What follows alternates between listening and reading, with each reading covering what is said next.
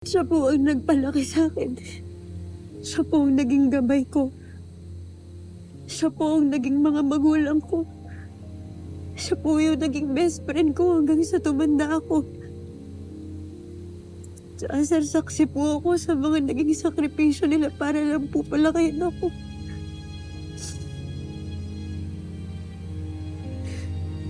Alam mo, Tera, bihira yung mga katulad mong tumatanaw pa ng utang na loob. Alam mo, tandaan mo to.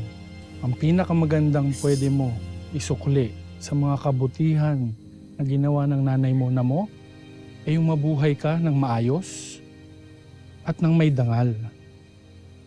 Yan din po ang palagi niyang payo sa akin noon. Kaya pala maayos ang pagpapalaki sa'yo. Sige na, Tera. Huwag mo nang hayaan, kainin ka ng lungkot. Alam mo, yung mga katulad ng nanay mo na mo, eh lagi lang natin yung kasama sa buhay.